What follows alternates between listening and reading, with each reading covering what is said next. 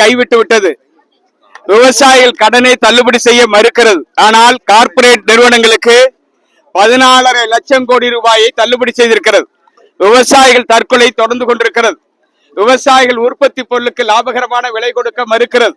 கடந்த 2014ஆம் ஆண்டு பாரதிய ஜனதா கட்சி தனது தேர்தல் அறிக்கையில் நாங்கள் ஆட்சிக்கு வந்தால் MS சாமிநாதன் குழு பரிந்துரையை நிறைவேற்றுவோம், விவசாயிகள் கடன் தள்ளுபடி செய்வோம் என்று அறிவுறுத்தல் விடுத்தார்கள். 12 ஆண்டு காலம் நிறைவு பெற்றுவிட்டது. இதுவரையிலும் அதை நிறைவேற்ற முன்வரவில்லை. இந்த நிலையிலேதான் கடந்த 2025இல் மத்திய அமைச்சர்கள் சிவராஜ் சிங் சௌகான், பியூஷ் கோயல், பிரகலாத் ஜோஷி தலைமையில் 3 பேர் கொண்ட குழு அமைத்து பேச்சுவார்த்தை நடத்தியது. இன்னும் முடிவை அறிவிக்காமல் காலங்கடத்துகிறது. உச்ச நீதிமன்றம் நீதியரசர் நவாப் சிங் தலைமையில் விவசாயிகளுடைய கோரிக்கை நிறைவேற்ற வேண்டும் என்று நீதிமன்றத்துக்கு பரிந்துரைத்தது. கடந்த ஜனவரி 9ஆம் தேதி கூட சுப்ரீம் கோர்ட் மீண்டும் எங்களோடு பேச்சுவார்த்தை நடத்தியிருக்கிறது. நாங்கள் மத்திய அரசுக்கு விவசாயிகளுக்கு குறைந்தபட்ச ஆதார விலை நிர்ணய சட்டம், அதே போல MS சாமிநாதன் குழு பரிந்துரையை நிறைவேற்ற வேண்டும் உள்ளிட்ட கோரிக்கைகளை உத்தரவாக மத்திய அரசுக்கு பிறப்பிக்க வேண்டும் என்று நாங்கள் கோரிக்கை வைத்திருக்கிறோம். பல மாநிலங்களை இதற்கு ஒப்புவராத நிலையில் ஒட்டுமொத்தமாக கன்னியாகுமரி முதல் காஷ்மீர் வரையிலும் இருக்கிற அனைத்து மாநிலங்களையும் விவசாயிகளுக்கு குறைந்தபட்ச ஆதார விலை நிர்ணய சட்டம், விவசாய MS சாமிநாதன் குழு பரிந்துரை நிறைவேற்ற வேண்டும், இலவச மின்சாரத்தை ரத்து செய்யும் அடிப்படை நோக்கம் கொண்டு மத்திய அரசின் மின்சார ஒழுங்குமுறை ஆணைய சட்டத்தை திரும்ப பெற வேண்டும், விவசாயிகள் கடன் முழுமையும் தள்ளுபடி செய்ய வேண்டும் என்கிற கோரிக்கைகளை வலியுறுத்தி ஐக்கிய விவசாயிகள் சங்கம் அரசியல் சார்பற்ற அமைப்பின் தேசிய ஒருங்கிணைப்பாளர் ஜக்ஜித் சிங் டல்லேவால் அவர்கள் இன்று ஏப்ரல் 7ஆம் தேதி முக்கடலும் சங்கமிக்கிற குமரி முனையிலிருந்து காஷ்மீர் வரையிலும் மிகப்பெரிய யாத்திரையை துவங்கியிருக்கிறார்கள். வருகிற மார்ச் 19ஆம் தேதி இந்த யாத்திரை நிறைவாக டெல்லி ராம்லீலா மைதானத்தில் பல லட்சக்கணக்கான விவசாயிகள் இந்தியா முழுவதும் பங்கேற்கிற மாபெரும் பேரணி நடைபெற இருக்கிறது. எனவே ஒட்டுமொத்த இந்தியாவில் இருக்கக்கூடிய அனைத்து மாநிலங்களின் ஒப்புதலோடு மத்திய அரசு விவசாயிகள் கோரிக்கை நிறைவேற்ற வேண்டும் என்கிற அடிப்படையிலேயே இந்த யாத்திரை இன்றைக்கு புறப்படுகிறது. 30 மாநிலங்களை சார்ந்திருக்கிற பிரதிநிதிகள் இங்கே இடம்பெற்றிருக்கிறார்கள். டல்லேவால் அவர்கள் தலைமையேற்றிருக்கிறார். இணை ஒருங்கிணைப்பாளர் கர்நாடக சாந்தகுமார் அவர்கள், நமது மரியாதைக்குரிய ஐயாக்கன் அவர்கள், அபிமன்யு கோகார் அவர்கள், நான் உட்பட பலர் இந்த பயணக்குழுவில் இடம்பெற்றிருக்கிறோம். 30 பேர் கொண்ட குழு கடைசி வரையிலும் காஷ்மீர் வரையிலும் செல்ல இருக்கிறது.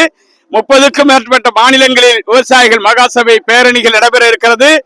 நாளைய தினம் மதுரையிலும், நாளை மாலை நாகப்பட்டினத்திலும், நாளைய மறுநாள் சென்னையிலும், அதற்கு 10ஆம் தேதி காலையில் சேலத்திலும் மிகப்பெரிய மகாசபை கூட்டங்கள் நடைபெற இருக்கிறது. அடுத்து கர்நாடகாவுக்குள் நுழைய இருக்கிறது. இன்றைக்கு கேரள முதலமைச்சரை சந்திப்பதற்கு திட்டமிட்டிருந்தோம். கேரள முதலமைச்சர் ஏற்கனவே திட்டமிட்ட பயணத்தின் அடிப்படையில் அவர் காலிக்கட் சென்று விட்டார். எனவே அவரை சந்திக்கிற பயணம் இன்றைக்கு கால அவகாசம் இல்லாததால் இன்றைக்கு கைவிடப்படுகிறது. தமிழக முதலமைச்சரை சந்திப்பதற்கு அனுமதி கோரியிருக்கிறோம். அவர் அனுமதித்தால் சந்திப்பதற்கு 9ஆம் தேதி அங்கே அவரை சந்திப்போம். பயணம் ஒவ்வொரு மாநில வழியாக காஷ்மீர் வரை செல்கிறது. மாநில அரசு மத்திய அரசு எடுக்கக்கூடிய இந்த கோரிக்கைகளுக்கு நிறைவேற்றுவதற்கு உரிய அழுத்தம் கொடுக்க வேண்டும். குறைந்தபட்ச ஆதார விலை நிர்ணய சட்டம், தேசியமயமாக்கப்பட்ட வங்கிகளில் வாங்கியிருக்கிற கடன்கள் தள்ளுபடி செய்ய வேண்டும், இலவச மின்சாரத்தை ரத்து செய்ய அடிப்படை நோக்கம் கொண்ட மத்திய அரசு மின்சார ஒழுங்குமுறை ஆணைய சட்டத்தை திரும்ப பெறுவதற்கு வலியுறுத்த வேண்டும்.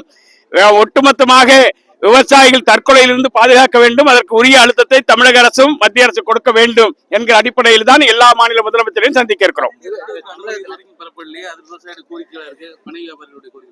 கல் மத்திய அரசு உணவுப் பொருளாக பட்டியலில் அறிவித்து விட்டது. கல் இருக்கும் தொழிலாளர்களுக்கு அடையாள அட்டை வழங்கியிருக்கிறது.